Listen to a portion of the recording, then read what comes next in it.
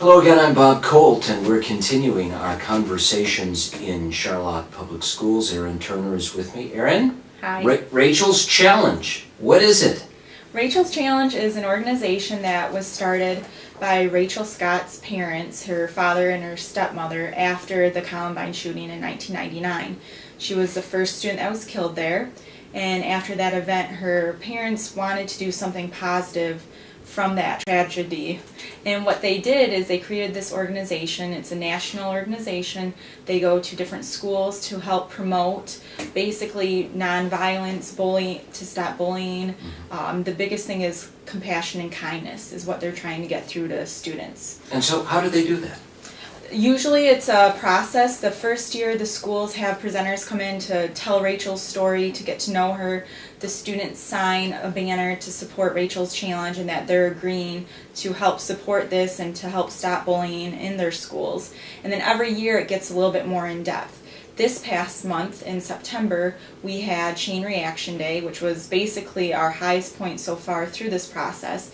And we had 100 students and 20 staff members that basically spent the day doing team building activities, and it started off in the morning where the students were starting to get to know people they didn't really know, and they maybe felt very uncomfortable. I know some of us teachers even felt uncomfortable because it wasn't your typical school day. It was a really meant to connect with the kids. So the day started off a little uncomfortable and nobody was really sure what to expect, and by the end of the day people were sharing things about their families, about themselves, about their fears, their successes, and it really opened everyone up, the teachers and the students, to each other, and the students were able to see teachers basically as human beings. And so talk a little bit more about what students learn from that activity. Well, the biggest comment I got back from many students was one activity called Cross the Line. And what it was is the gym was completely silent, all 120 of us, and one presenter would read a comment such as, "Have you ever been bullied before?" And everyone lined up on one side, and if you had that happen to you, you had to cross the line and turn around and face the other people. And then everyone came back, and the next one was something like, "Have you ever bullied someone?" And those people cross the line and turn and face the other people. So it made the students realize that not everybody's perfect. People do things that they regret, but there's always room to improve from that. And it also made the students realize that everybody has negative things going on in their lives. It's all a matter of how you deal with it and get through those situations. And this isn't an event or activity to identify bullies. It's designed to help kids learn. And so what do they do? What can a kid really do about bullying? When they identify this sort of situation, what should they do next? In our school, we have the Friends of Rachel Club, and they're the core group of students who have stepped up and said, we want to be the leaders in this. We want to do as much as we can to make sure that this isn't happening at our school. So they're almost the ambassadors for other students to come to if they feel like they can't talk to a teacher, or if they don't want anyone knowing about this situation, they can confide in the other students, and then they'll take it the step further to find the help that those students need. And it's also the eyes and ears of the program to remind everyone. I know in my classroom, if someone makes just the tiniest negative comment, some students will say, "That's not very Rachel's Challenge like." And they know before I even have to say anything, they're already checking each other. And so when they make that comment, it's really a term that young people have learned and are associated with this program. And how does it really prevent students? Does it embarrass them to be a bully? Do you expose information over time? Is it a learned behavior? Is it any or all of that? I would say, especially with the event we held, it was a mixture of students who hadn't been bullied, who'd done the bullying, who hadn't, and by the end of the day, kids that they admitted, we actually had kids come up and personally apologize in front of all 120 people. They said specifically, "I'm sorry, I bullied you, I called you this name, and I didn't realize how it made you feel until now." And basically, that's what we're trying to get people to keep doing, is to realize that you're not perfect, but you can make sure that you make up for what you did and change. So in Rachel's challenge, how do parents play a supporting role? That's definitely an aspect of it, is the community, and the Rachel's Challenge Club is going to be working more this year to make better ties with the community and the other buildings as well, especially the elementary school, bringing them up into the program. But as far as parents go, they're definitely the foundation for what kids are learning and bringing to school. And so when we have the parents' support, then we can definitely impact the kids even more. And that's something that we'll be doing throughout the year as well. Is it's not just to reinforce the compassion and kindness within the school, but in everyone's lives as well, through random acts of kindness and through different events that we'll hold, not just for the students, but for the community and their families. Well, so just an awareness with parents is helpful. Do you ask them to actually do anything? We haven't in the past, well, I shouldn't say that. We have with events we've held, we've asked them for their help and support. But this year we're going to start getting parents more involved with the different volunteer activities. I wouldn't say so much as the bullying as much as the compassion and kindness aspect of it. Is Rachel's challenge something that's targeted at an age group, or do you work with a lot of different students in different grade levels? It seems to be that it's really more for middle school and high school. Our upper elementary is starting a program that's similar to it. It's basically the beginning step of that. But it's something that I think is valuable at any level. I know with the cross the line activity that we did that day on the chain reaction day, I'd done something like that in college before, and I had always thought, wow, that would be great to do with middle schoolers, but that's a lot of emotion and I don't think they can handle it. So I was nervous going into it, and I've never been more proud as a teacher, as a person, to see so many kids come together and admit their mistakes and then build upon that. So it was a lot easier for the kids than it was for you to...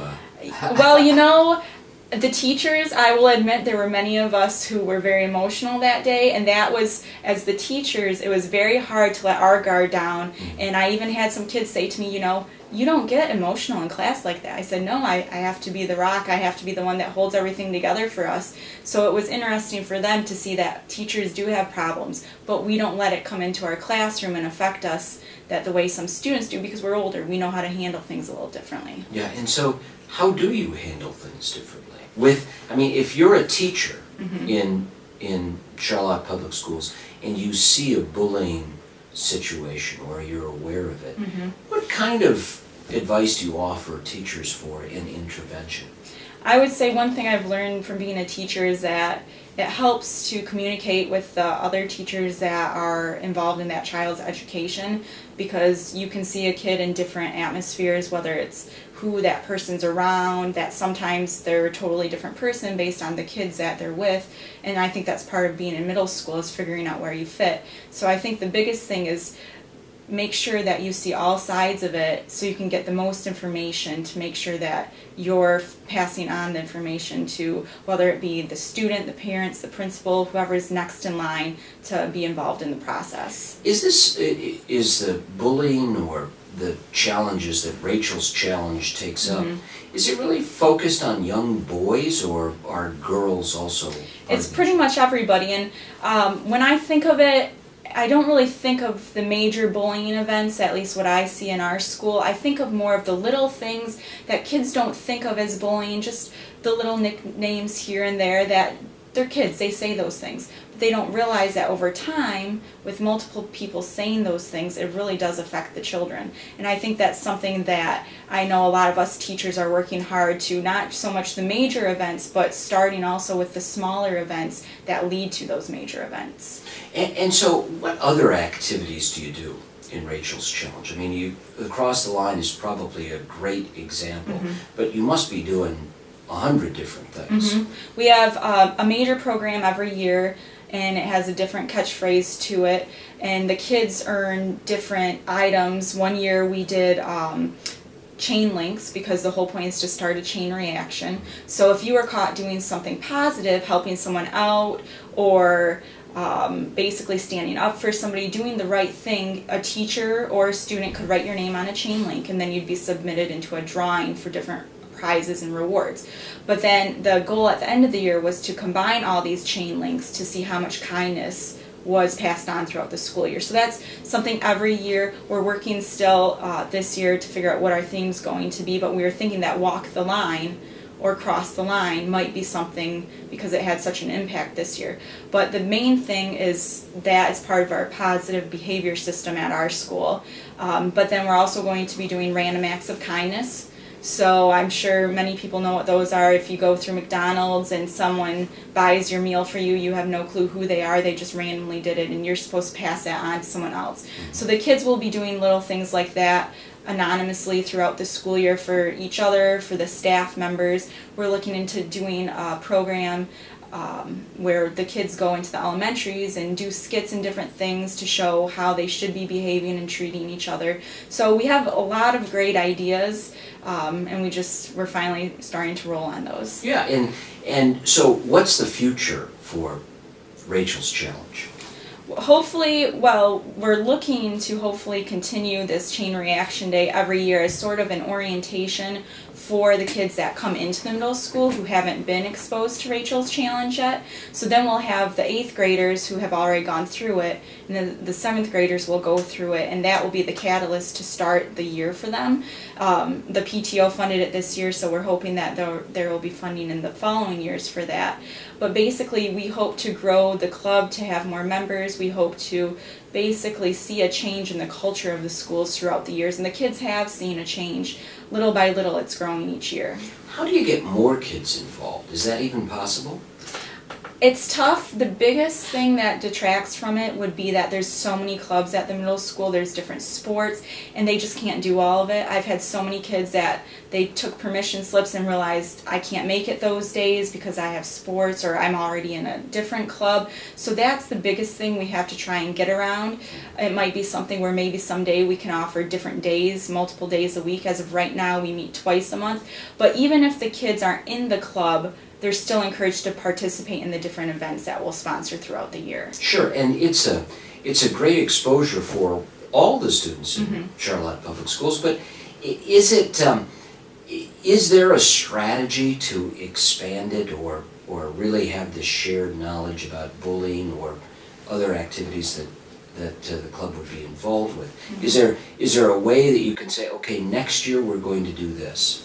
Well, that's something actually we talked about at our last meeting. We broke into committees, and we have a membership committee that is looking to see, and a publicity committee looking to see how we can grow this program even more.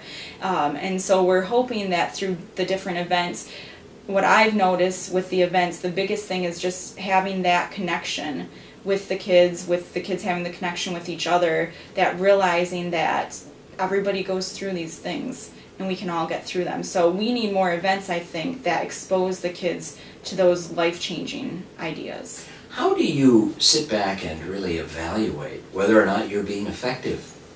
That's a tough one because as a teacher, I see what's in my classroom and I see what happens in the hallways. I don't see what's going on all over the building. So we need to work together to make sure that we all see that, is it making a difference? Isn't it making a difference? Obviously, if it's not, we need to do something different. And I know that the kids as well, like I said before, where they make sure they're keeping an eye on each other, as long as they're still being vigilant, then I think it will definitely be successful. Is there a story or maybe a case study of a kid that you can share that would be a really good example to illustrate for people who might watch this? Yeah. Well, with the Walk the Line activity, the kids miss part of class to be at that. So we were a little worried that, we'd get some kids that they just wanted to miss class. They weren't really there for the right reasons. But we wanted to give everybody a chance to prove that they were there for the right reasons. So I'm sure everybody can imagine in a classroom you have kids that want to be the tough person. And the presenter said it very well. They put on a mask because they want to hide what's really going on. And during that cross the line activity, through different things, when I saw those kids going back and forth, I saw those tough kids that were getting emotional, that were shedding tears, that were supporting each other, hugging each other, and it totally changed my perspective. As a teacher, I'm constantly worried about getting through the material, and I became a teacher because of the kids, not because I teach Spanish. but there's less and less time every year to really make those connections. Yeah. So sometimes actually a lot of times I say, my room is a drama-free zone. But then after this event I got thinking, the kids need an outlet to share some of that drama. It needs to be shared sometimes because they don't have the support at home or because it's too much for them to handle. So through that activity I got thinking that, maybe I should really think about what these kids are going through more often and focus just a tad bit less on the curriculum and more on what the kids truly need. And so has someone shared a story? I mean, you can see it happen in front of you, but have they told you a story about how it changed their lives? Yeah, a student that we had that came to our school from another district, she was bullied at that school and she did not enjoy it at all, obviously, and that's why she came to our school. And since she's been here, she heard about Rachel's Challenge and she wanted to share her story with the other kids, and she's one of our leaders in the program that wants to spread her story. And she's a shy person, but when it comes to this topic, she's not afraid to tell you what she's been through because she knows what a difference basically compassion and kindness can make in someone's life. So if I'm a parent and I've got a shy kid and they're being bullied, how do you get the information out of them? How do you get them to communicate? That's something that hopefully our ambassadors can do for those students. We do have a program, it's the new student program that we're going to, as soon as we get a new student in, we're going to have kids make sure that there's a support system for those students so we can get to know them, but also for the students who are already there, there's going to be days such as Mix It Up where instead of sitting with your normal friends at lunch, you go and you sit with students that you've never sat with before to get to know them.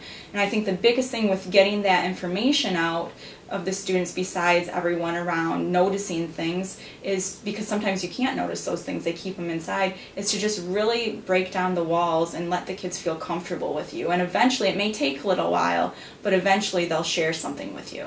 And as they're sharing information, how do you listen to them? How do you as a teacher kind of evaluate what they're telling you?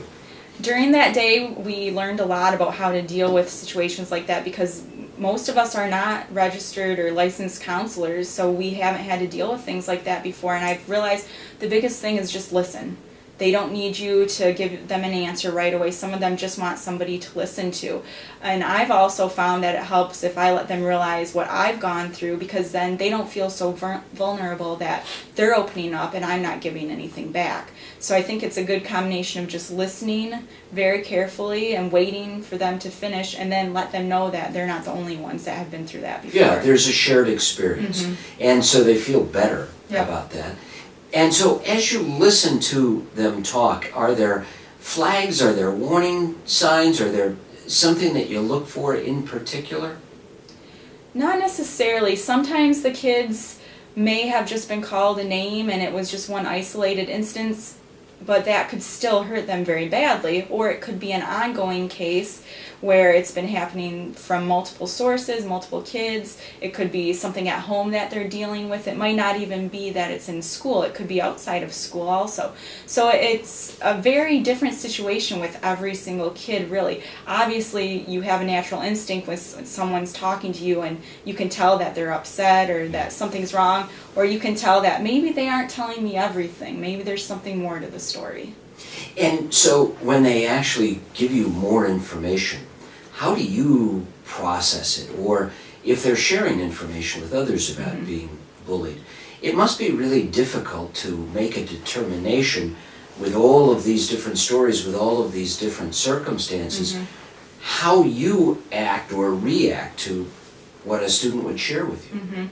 There is a process at the middle school where the kids can report incidents, whether they have it happen to them, whether they see it happen to someone else. They are definitely encouraged to share information with teachers if they see someone is being bullied, and that process would go on through the administration. But even at the teacher level and the student level, I've found that it's best just to make sure everybody is staying more vigilant, whether it's in the classroom, in the hallway, and just making sure that person doesn't really feel alone.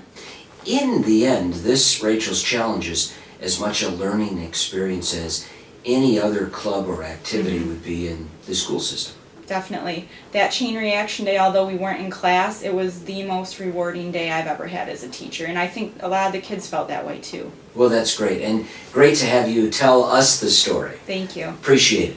I'm Bob Colt, and we'll continue our conversations in Charlotte Public Schools.